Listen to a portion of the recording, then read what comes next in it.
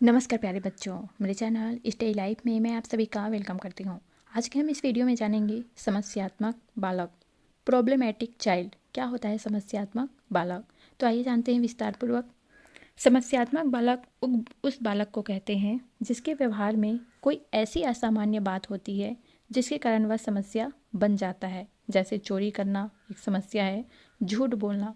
तो समस्यात्मक बालक वह है जिसके व्यवहार में एक ऐसी असामान्य बात होती है जिसके कारण वह प्रॉब्लम क्रिएट करता है, वह समस्या बन जाती है। समस्यात्मक बालक का अर्थ। वेलेंटाइन के अनुसार समस्यात्मक शब्द का प्रयोग साधारणतः उन बालकों का वर्णन करने के लिए किया जाता है जिनका व्यवहार या व्यक्तित्व किसी बात में गंभीर रूप से असामान्य होता है, मतलब वह सामान्य नहीं होता है। समस्यात्मक बालकों के प्रकार। Types of problem children. समस्यात्मक बालकों के प्रकार। पहला है चोरी करने वाला। चोरी करने वाला वह बालक समस्या जो है वो क्रिएट करता है, प्रॉब्लम क्रिएट करता है। झूठ बोलने वाला, क्रोध करने वाला, एकांत पसंद करने वाला, मित्र बनाना पसंद न करने वाला, आक्रमणकारी व्यवहार करने वाला, विद्यालय से भाग जाने वाले, भयभीत रहने वाले, छोटे बालकों को तंग करने वाले और कक्षा में देर से आने वाले। ये सभी जो है वो समस्यात्मक बालकों के प्रकार हैं। आइए जानते हैं चोरी करने वाला बालक। Why who steals. चोरी करने के कारण, किस कारण से बालक जो है वो चोरी करता है? अन्य विधि से अपरिचित रहता है, साहस दिखाने की भावना, इसके कारण वह चोरी करता है। अज्ञानता के कारण चोरी करता है, उसे ज्ञान नहीं होता है कि नहीं मैं चोरी करूँगा तो फिर मुझे डांट पड़ेगी या मुझे सज़ा मिलेगी, ये उसे नहीं पता होता। और कई बच्चे जो हैं उसमें चोरी की लत लग जाती है, मतलब एक बार चोरी कर लिए, किसी ने नहीं पकड़ा, किसी ने कुछ नहीं कहा, तो और अंदर से वो और ज़्यादा उत्साहित हो जाते हैं कि मैं अब और करूँगा, उससे बड़ा करूँगा तो कुछ नहीं होगा। तो ये है चोरी की लत। आवश्यकताओं की आपूर्ति। बच्चों की जो है बहुत सारी आवश्यकताएं होती है और अगर घर से वह पूरी नहीं हो रही है तो उसके मन में कहीं ना कहीं वो भावना जो है अंदर बैठ जाती है कि मेरी जो आवश्यकता है वो पूरी नहीं हो रही है, तो मैं इन्हें कैसे पूरी करूं। तो उसके सामने बस एक ही ऑप्शन दिखता है, चोरी। तो ये भी एक कारण है आवश्यकताओं की आपूर्ति। माता पिता की अवहेलना। माता पिता की अवहेलना मीन्स माता पिता जो हैं बच्चों के ऊपर उतना ध्यान नहीं देते हैं। इस कारण से भी कई बार बच्चे जो हैं वो निगेटिविटी की ओर बढ़ जाते हैं। तो ये भी एक कारण है, माता पिता की अवहेलना, बच्चे ध्यान ही नहीं दे रहे हैं।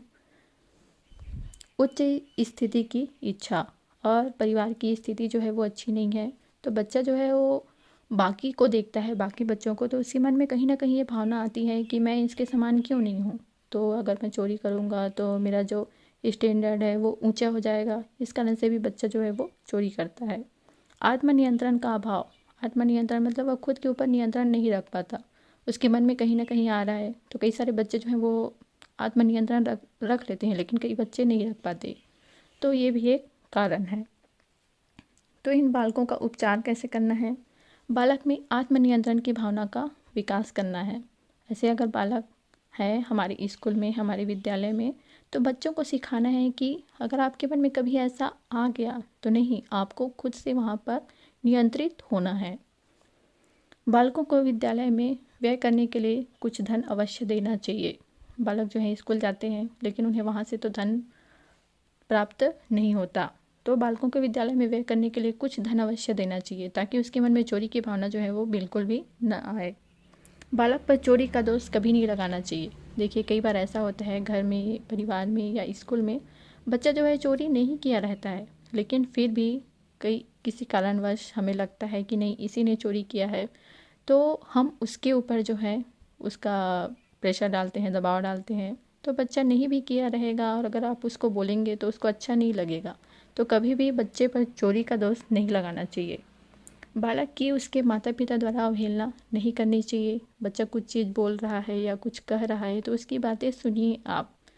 अगर आप नहीं सुनेंगे तो बच्चा जो है, बच्चे को लगेगा कि कोई मुझसे प्यार ही नहीं करता, कोई मुझे अहमियत ही नहीं देता है। तो बालक की उसके माता पिता द्वारा अवहेलना नहीं की जानी चाहिए।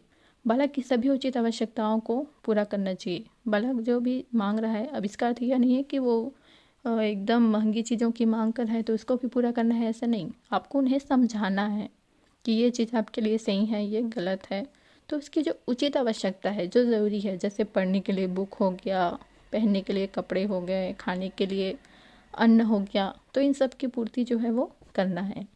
बालक को अन्य व्यक्तियों के अधिकारों का सम्मान करने की शिक्षा देनी चाहिए। बालक को हमें यह सिखाना है कि दूसरे व्यक्ति के जो अधिकार हैं उसका भी हमें सम्मान करना है।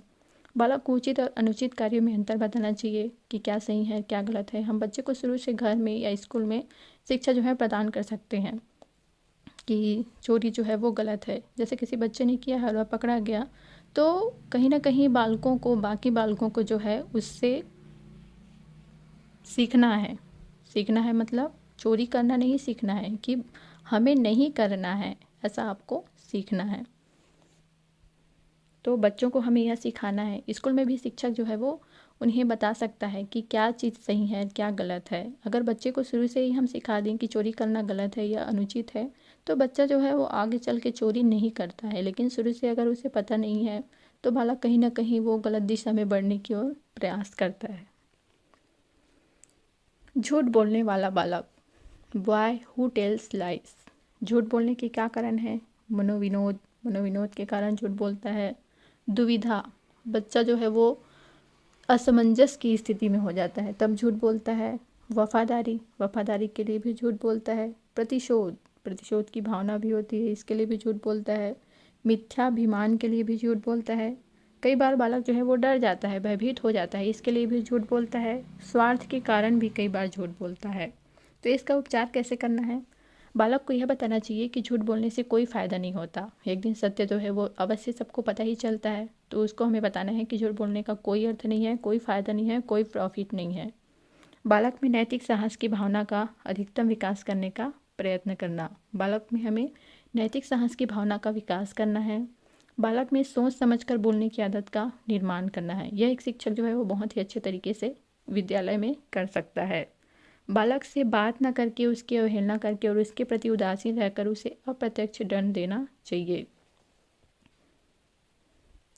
बालक से बात न करके, अगर मान लीजिए कुछ किया, झूठ बोला है, तो आप उसे दंड कैसे दे सकते हैं? दंड का अर्थ यह नहीं है कि उसको मारना पीटना है। बालक से बात न करके, अगर आपको वह कुछ बोल रहा है तो आप कुछ उत्तर ही न दें, कुछ मत बोलिए, उसकी अवहेलना करके उसको नेग्लेक्ट कीजिए थोड़ा सा, और उसके प्रति उदासीन रहकर, अगर वो गुजर भी रहा है, कुछ कर भी रहा है, तो आप देखिए भी मत उसकी ओर। तो बालक को कहीं ना कहीं लगेगा कि क्या ऐसा हो गया, मैंने ऐसा किया है जिसके कारण सर जो है या मैम जो है, शिक्षक जो है वो मुझसे नाराज़ है। तो कहीं ना कहीं उसके मन में यह भावना जो है वो अंदर से आएगी। बालक को ऐसी संगति और वातावरण में रखना चाहिए जिससे झूठ बोलने का अवसर ही न मिले। तो बालक को हमें ऐसी संगति, ऐसा इन्वायरमेंट प्रदान करना है कि बालक जो है झूठ बोलने का अवसर ही क्यों दें हम उसे। बालक से उसका अपराध स्वीकार करवा कर उससे फिर कभी झूठ न बोलने की प्रतिज्ञा करवानी चाहिए। अगर मान लीजिए कोई बालक जो है कभी चोरी कर लिया, पकड़ा गया, पकड़ा तो जाएगा ही वो, तो उसके बाद उसको प्रतिज्ञा करवाना है कि आगे से कभी वह ऐसा कुछ भी नहीं करेगा। सत्य बोलने वाले बालक की निर्भयता और नैतिक साहस की प्रशंसा करनी चाहिए। जो बालक जो है सत्य बोलते हैं, उनकी निर्भयता और नैतिक साहस की हमेशा प्रशंसा करनी चाहिए। नेक्स्ट है क्रोध करने वाला बालक, वाई हु एक्सप्रेसेस एंगर। क्रोध करने वाला बालक भी समस्यात्मक बालक है। क्रोध व आक्रमणकारी व्यवहार साधारणतः क्रोध और आक्रमणकारी व्यवहार का साथ होता है, ये दोनों साथ साथ चलते हैं। क्रो और क्रो के अनुसार क्रोध आक्रमणकारी व्यवहार द्वारा व्यक्त किया जाता है। क्रुद्ध बालक के आक्रमणकारी व्यवहार के मुख्य स्वरूप है से मारना। क्रोध आता है बालक को तो मारेगा, काटेगा, नोचेगा, चिल्लाएगा, खरोचेगा, तोड़ फोड़ करेगा, घर के सामानों को फेंक देगा, वस्तुओं को इधर उधर फेंक देना, गाली देना, गाली भी देता है, व्यंग करना, स्वयं अपने शरीर को किसी प्रकार की क्षति पहुंचाना, और कई बार क्रोध में वह खुद को ही क्षति पहुंचाता है। क्रोध आने के कारण, किस कारण से क्रोध आता है? बालक का अस्वस्थ या रोगग्रस्त रहना। कई बार ऐसा होता है कि बालक जो है अस्वस्थ है, बहुत दिनों से कोई बीमारी है या कोई रोग है जिसके कारण चिड़चिड़ाहट पैदा हो जाती है, इसके कारण क्रोध आता है। बालक में किसी के प्रति ईर्ष्या होना, ईर्ष्या भाव भी क्रोध को जन्म देता है। बालक के खेल कार्य या इच्छा में बाधा पड़ना। बालक कोई कार्य कर रहा है और कोई खेल खेल रहा है या कोई इच्छा है, अगर उसमें बाधा पड़ गई तो उससे भी उसे क्रोध आता है। बालक को किसी विशेष स्थान पर जाने से रोकना, इससे भी बालक क्रोधित होता है। बालक की किसी वस्तु का छीन लिया जाना, अगर कोई वस्तु जो है वो खेल रहा है तो अगर उससे उस चीज़ को छीन लेंगे तो बालक जो है वो क्रोधित हो जाता है। बालक का किसी बात में निराश होना, ये भी क्रोध का एक कारण है। बालक के कार्य, व्यवहार आदि में निरंतर दोष निकालना, बालक अगर कुछ अच्छा कार्य भी कर रहा है तो उसमें भी दोष निकाल रहे हैं तो बालक के मन में क्रोध उत्पन्न होता है। बालक का किसी कार्य को करने में असमर्थ होना, बालक जो है कोई कार्य मालूम नहीं कर रहा है तो इसके लिए भी बालक को क्रोध प्रकट करता है। बालक की किसी उद्देश्य की प्राप्ति में बाधा पड़ना, किसी उद्देश्य से वह कोई कार्य कर रहा है और उसमें कोई बाधा आ रही है तो यह भी एक कारण है क्रोध का।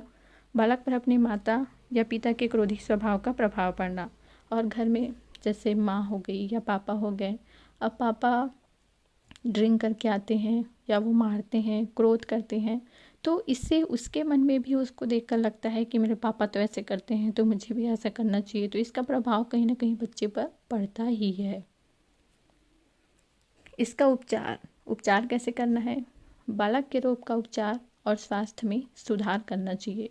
बालक का जो रोग है, कोई रोग है, उसको आपको उपचार करना चाहिए और स्वास्थ्य में सुधार करना चाहिए। बालक को अपने क्रोध पर नियंत्रण करने की सलाह देनी चाहिए।